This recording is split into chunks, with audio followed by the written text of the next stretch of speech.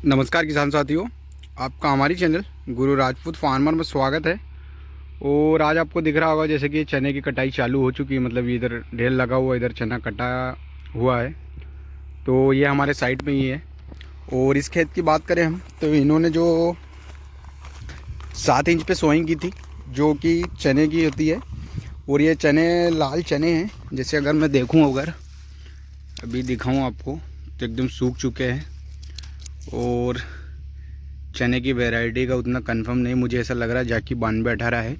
लेकिन मैं अभी आपके आगे ही दिखाता हूँ। इधर भी ढेर लगा, उधर दूर थ्रेसर चल रही है, इधर निकला हुआ भी है।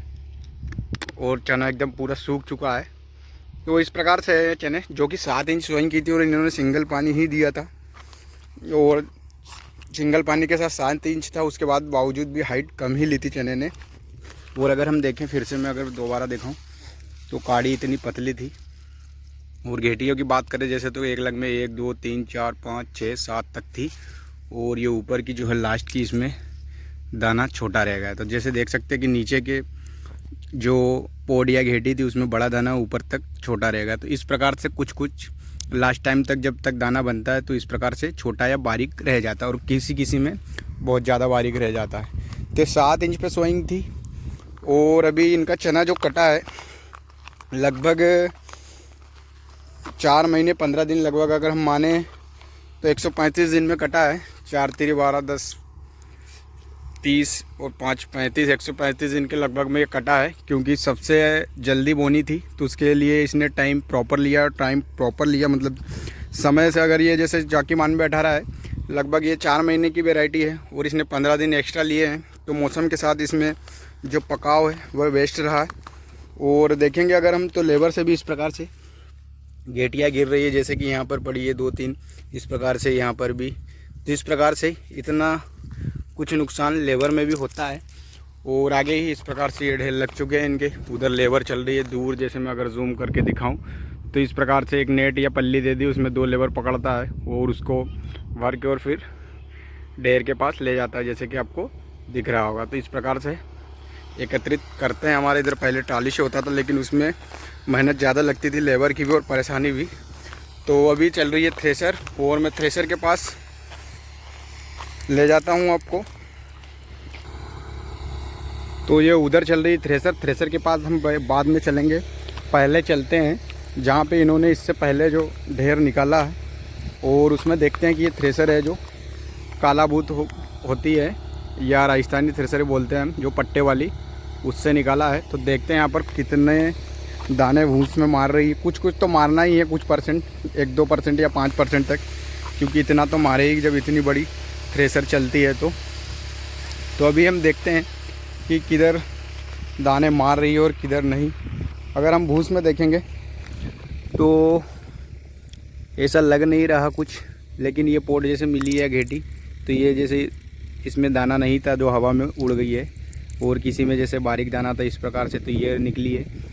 कुछ दाने फोड़ती है, जैसे कि क्योंकि हमें ये जो चने का छिलका मिल रहा है, तो इस प्रकार से कुछ, क्योंकि इसमें 2 कटर लगी हुई रहती है, तो वह दाना फोड़ भी देती है और कुछ कुछ दाल कर देती है। तो इस प्रकार से थोड़ा सा दूर और देख लेता हूँ मैं कि दाने मार रही है क्या।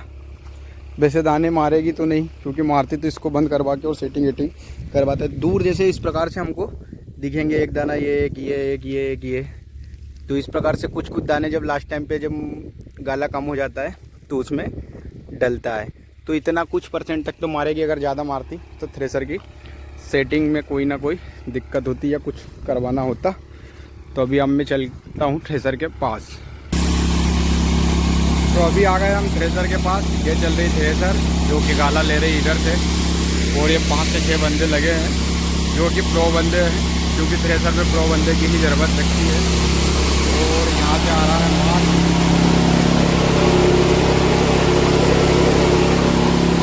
तो माल क्लीन ले रही है, माल एकदम सूखा है, तो गाला भी बेस्ट ले रही है, पर्याप्त ले रही है, कोई ज़्यादा दिक्कत नहीं हो रही है। और इस प्रकार से चल रही है। और अगर मैं थ्रेसर जो चला रहा है उस ट्रैक्टर की बात करूँ कितने RPM पे चल रहा है, तो उसको भी देख।